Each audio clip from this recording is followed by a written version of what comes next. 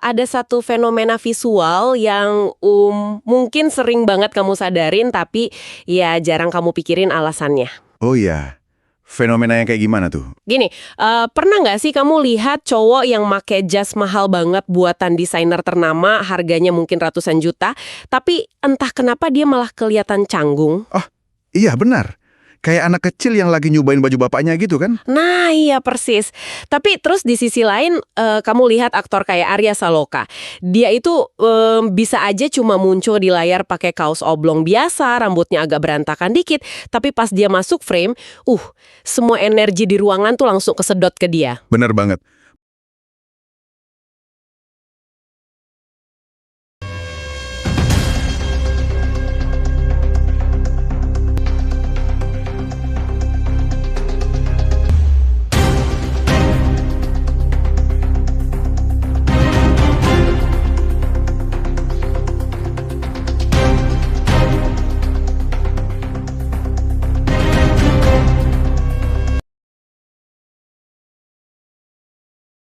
Nah, di obrolan kita kali ini, kita bakal membedah sains psikologi dan mekanika di balik karisma semacam itu. Menarik banget ini. Iya, jadi kita bakal pakai sumber materi yang luar biasa menarik, yaitu observasi mendalam dari kreator David mengenai penampilan Arya Saloka, khususnya saat dia memerankan karakter Sena di Terikat Janji. Ini bakal jadi pintu masuk kita untuk membongkar anatomi daya tarik manusia. Dan, yang bikin eksplorasi ini krusial banget ya. Karisma itu seringkali disalahpahami sebagai sesuatu yang mistis atau gaib gitu loh. Maksudnya kayak bawaan orok gitu ya? Betul. Kayak seolah-olah itu murni bakat lahir. Entah kamu memilikinya atau ya nggak sama sekali. Padahal dari catatan-catatan observasi yang kita kumpulkan, terlihat jelas banget kalau apa yang dilakukan Arya Saloka saat menghidupkan karakter Sena itu adalah, ya bisa dibilang sebuah demonstrasi teknis dari psikologi perilaku dan komunikasi nonverbal. Oh wow, jadi ada tekniknya ya, bukan cuma sekedar asal ganteng. Tepat banget. Ini tentang gimana sebuah aura itu, diproduksi dari dalam, terus dipertahankan secara konsisten, lalu diproyeksikan sampai akhirnya bisa benar-benar dirasakan secara fisik oleh kamu yang cuma menatap layar kaca. Masuk akal sih, analogi yang suka aku pakai tuh, karisma Arya Saloka itu kayak gravitasi gitu loh. Menarik, gimana tuh maksudnya? Ya, kamu nggak bisa lihat bentuk gravitasinya kan, tapi kamu bisa ngerasain tarikannya yang kuat banget. Nah, buat kamu yang lagi dengerin, misi kita di sini bukan cuma sekedar mereview sebuah peran ya, tapi beneran mengekstrak rahasianya. Benar. Gimana cara dia memanipulasi energi di sekitarnya? Ya, dan apakah karisma seperti yang dimiliki Arya Saloka ini, emang murni bakat lahir atau ada intervensi sadar dalam cara dia menghidupkan karakter yang bisa kita pelajari? Kita bakal bedah elemen demi elemen nih. Mulai dari mana nih enaknya? Mari kita mulai dari yang paling kentara secara visual ya.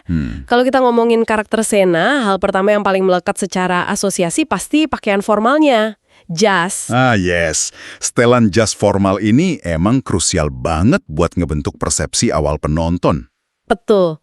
Dalam observasi dari sumber kita ditekankan banget loh kalau pas Arya Saloka pakai jas, dia tuh langsung mancarin aura sang pelindung. Sang pelindung ya, itu deskripsi yang pas banget. Iya, tatapannya tuh langsung menajam, posturnya ajak, tenang, dan tiba-tiba dia berubah jadi representasi pria dewasa yang benar-benar memegang kendali penuh. Kayak sosok yang minim kata-kata, tapi powernya kerasa ya. Nah itu, kehadirannya tuh ngasih sinyal bawah sadar ke audiens yang bilang, semua aman, saya yang urus gitu loh. Menarik banget.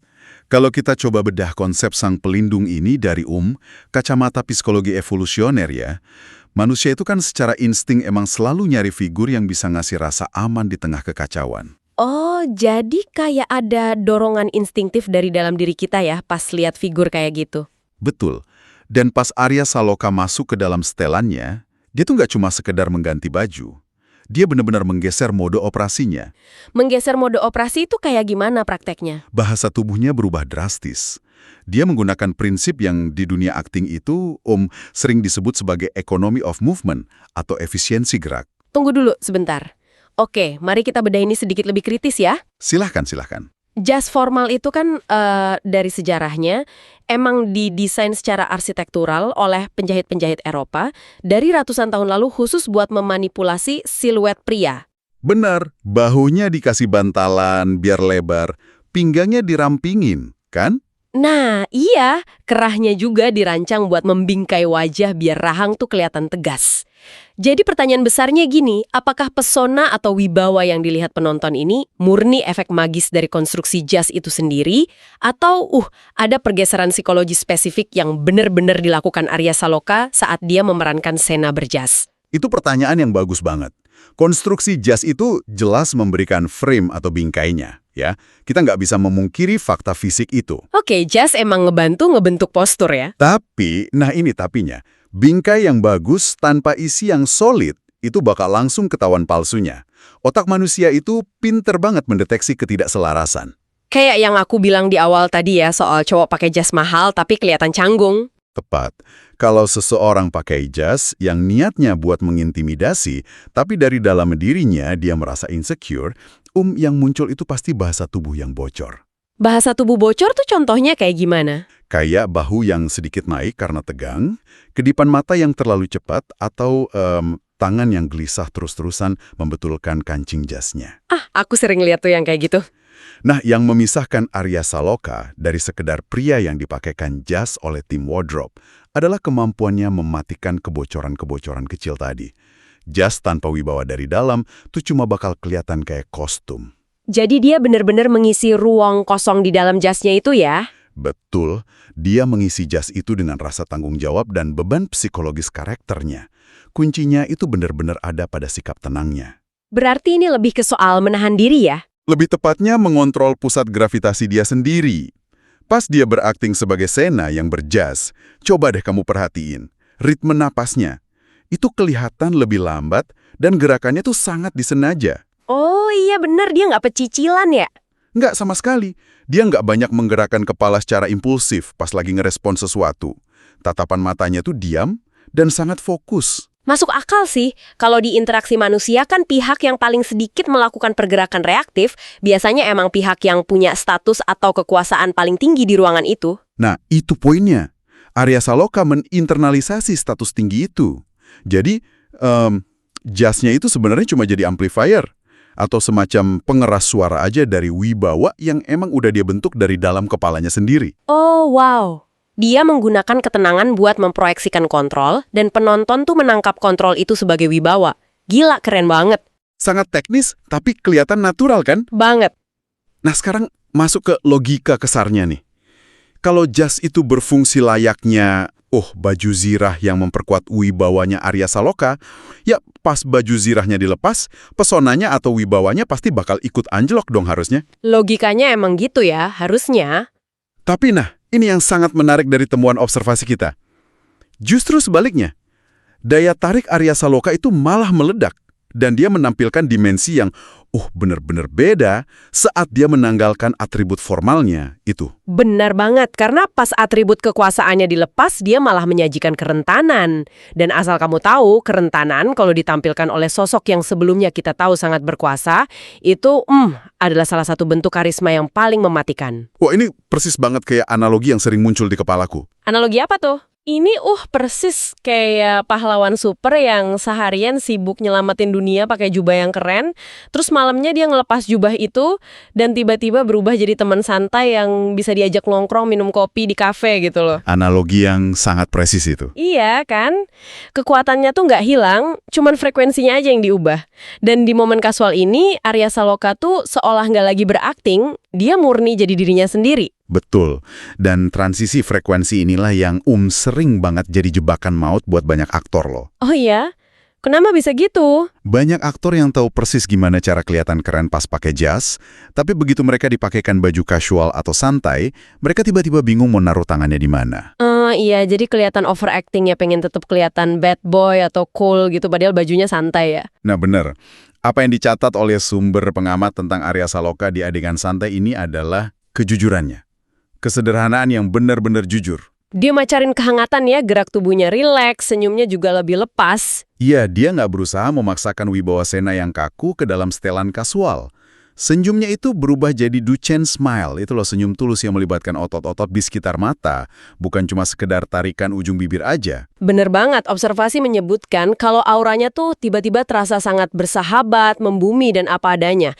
Dia tetap kelihatan keren tanpa ada kesan berusaha berlebihan atau pengen show off kalau dia itu pemeran utamanya. Itu semua terjadi karena Arya Saloka membiarkan karakternya bernafas. Dia menjadi manusia 3 dimensi. Manusia 3 dimensi ya, maksudnya lebih kompleks gitu. Betul, karena manusia asli itu kan nggak cuma satu nada. Kalau Sena terus-terusan jadi sang pelindung yang kaku 24 jam sehari, karakter itu bakal terasa, kayak robot. Nggak bakal bisa dijangkau sama empati penonton. Iya benar, penonton malah jadi capek liatnya ya. Makanya, pas Arya Saloka mengubah posturnya jadi lebih rileks di balik pakaian kasual, dia itu sebetulnya lagi buka pintu buat audiens untuk masuk dan merasa dekat. Dia kayak ngasih pesan bahwa sadar, saya nggak butuh jas miliaran untuk merasa nyaman dengan diri saya sendiri gitu ya. Persis, dan disinilah audiens merasa sangat terhubung.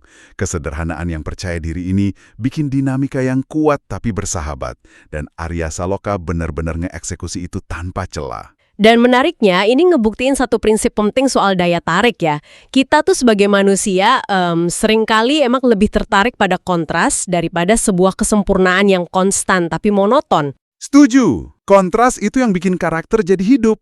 Perpaduan antara wibawa yang tegas dari sang pelindung tadi dan kehangatan pria yang jujur serta kasual itu menciptakan dinamika tarik ulur psikologis buat penonton. Tarik ulur emosional yang bikin betah nonton terus ya?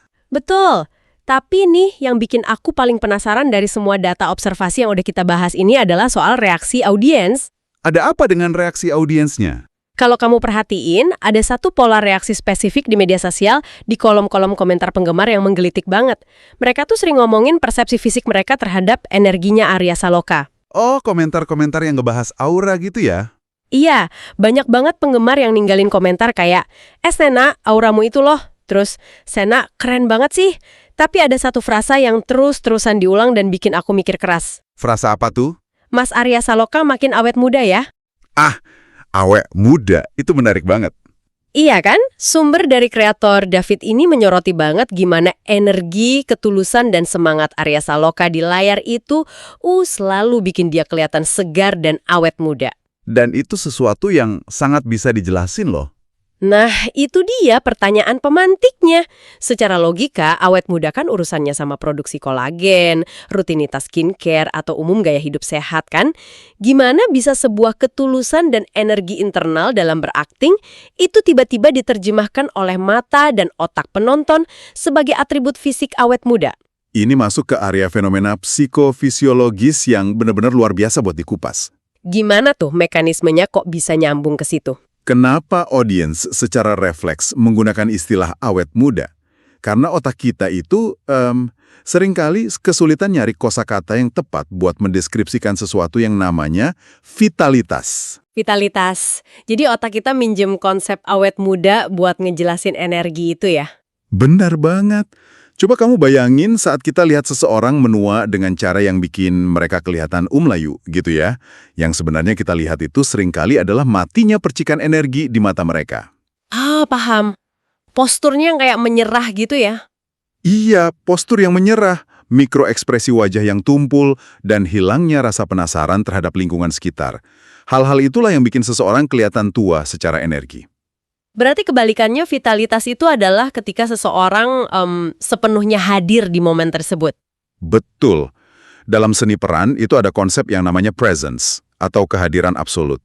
Dan Arya Saloka itu nggak cuma sekedar ngehafal naskah, terus memuntahkan dialog dan nunggu sutradara teriak cut. Dia beneran hidup di momen itu ya? Dia secara aktif ada di sana, dia mendengarkan lawan mainnya dengan sungguh-sungguh, dan dia membiarkan emosinya terstimulasi secara natural. Ketika otak seseorang ada dalam keadaan flow atau fokus penuh yang diwarnai oleh emosi otentik, aliran darah ke wajah itu benar-benar meningkat loh. Wah, ini penjelasan biologisnya masuk akal banget. Iya, otot-otot mikro di wajah itu merespons setiap impuls pikiran sekecil apapun. Matanya secara harfiah kelihatan lebih bersinar karena tingkat kewaspadaannya sangat tinggi. Jadi energi internal yang menyala-nyala inilah yang akhirnya menjalar keluar dari layar dan dirasain penonton ya? Tepat. Dan ini benar-benar berhubungan langsung sama fungsi mirror neurons atau neuron cermin yang ada di otak penonton. Neuron cermin. Itu kan mekanisme di mana otak kita secara otomatis meniru atau merasakan emosi yang lagi dialami sama orang yang lagi kita lihat kan? Akurat 100%. Saat Arya Saloka memancarkan vitalitas itu, entah itu antusiasme hidup, kehangatan yang tulus, atau intensitas yang tajam, neuron cermin di otak penonton itu bakal menembakkan sinyal yang persis sama. Berarti penonton tuh benar-benar merasakan kesegaran energi itu di dalam tubuh mereka sendiri pas mereka lagi natap layarnya ya? Betul. Dan karena perasaan itu terasa sangat menyegarkan dan penuh energi, mereka secara intuitif melabeli apa yang mereka lihat sebagai fenomena awet muda. Wow, gila. Jadi pujian awet muda itu sebenarnya adalah manifestasi fisik dari semangat yang menolak untuk statis. Itu bukan cuma soal kulit muka yang nggak ada kerutannya aja ya? Bukan sama sekali. Itu tentang melimpahnya kehidupan di dalam sorot mata. Arya Saloka itu terus bersinar secara konsisten karena dia menolak keras untuk berakting pakai autopilot. Dia selalu ngasih nyawa ke dalam setiap detail kecil adegannya. Masuk akal banget. Karena entah dia lagi pakai jas yang kaku buat meeting atau cuma pakai kaos santai di rumah, jiwanya tuh selalu hadir 100%. Nggak ada sedetik pun audiens ngerasa kalau mereka tuh lagi ngelihat cangkang kosong yang cuma baca teks. Dan itulah yang memisahkan aktor yang cuma sekedar populer sesaat dengan aktor yang benar-benar bisa menanamkan dirinya kuat-kuat di memori audiensnya. Kesediaannya untuk menjadi nyata. Keberanian buat jadi rentan dan beneran hadir ya? Betul. Banyak banget figur publik yang terlalu sibuk ngebangun citra tanpa celah. Mereka mati-matian mastiin sudut wajahnya harus selalu sempurna dari kamera, tiap helai rambutnya harus ada di tempat yang pas. Padahal kesempurnaan artificial yang kayak gitu kan jatuhnya malah dingin dan kaku ya di mata audiens. Banget. Dan Arya Saloka membuktikan di sini kalau pesona yang paling tinggi itu nggak datang dari seberapa mirip kamu sama manekin yang sempurna, tapi dari keberanian buat menyajikan realitas emosional yang utuh. Wah, eksplorasi yang bener-bener ngebuka mata sih ini. Kita percaya sama ketegasannya Arya Saloka pas jadi pelindung, karena itu kerasa nyata. Dan kita juga ngerasa dirangkul sama kehangatan kasualnya karena itu bener-bener jujur. Bener, penonton itu pinter. Mereka tahu mana yang tulus dan mana yang cuma topeng. Betul banget. Nah, buat narik kesimpulan dari obrolan kita hari ini, dari pembahasan anatomi pesona Arya Saloka ini, ada satu kalimat hikmah yang bisa kita pegang. Pesona sejati dan karisma itu bukanlah sesuatu yang bisa kamu beli di toko baju, seberapapun mahalnya label itu. Karisma adalah tentang kemampuan untuk hadir secara nyata, jujur pada diri sendiri, dan menyatukan wibawa dengan kehangatan secara seimbang. Kesimpulan yang sangat kuat. Biar tetap menyala, supaya siapapun yang ada di dekat kamu atau bahkan yang cuma ngelihat kamu dari layar bisa ikut ngerasain kehangatannya. Setuju banget. Nah, buat kamu yang dari tadi dengerin kita ngobrol, coba deh inget-inget. Kalau kamu juga pernah ngerasain pesona yang sama dari Arya Saloka, jangan lupa tulis di kolom komentar ya. Menurut kamu secara personal penampilan Arya Saloka mana sih yang paling keren memikat buat kamu? Saat dia pakai jas yang berwibawa atau pas lagi santai kasual aja? Pasti pada punya selera yang beda-beda tuh. Pasti dong, makanya jangan ragu buat berbagi pendapatmu ya. Dan oh ya, jangan lupa juga untuk like, komen, share video obrolan ini ke teman-temanmu yang sama-sama ngidolain Arya Saloka. Pastiin juga kamu udah subscribe di channel Motivasi David, biar kamu nggak ketinggalan cerita inspiratif lainnya. Benar banget. Nah, sebagai penutup, untuk menyatukan semua potongan puzzle dari observasi kita hari ini, mari kita bawa sains karisma ini ke dalam kehidupan nyata kita sehari-hari. Setuju.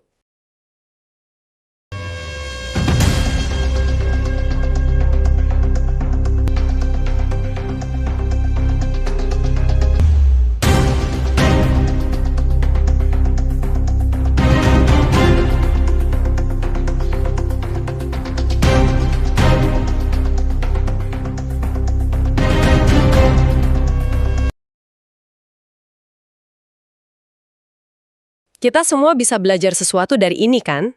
Pasti.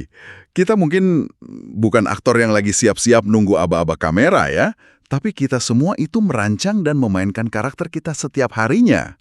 Arya Saloka udah ngebuktiin ke kita bahwa kamulah yang ngasih nyawa ke pakaianmu.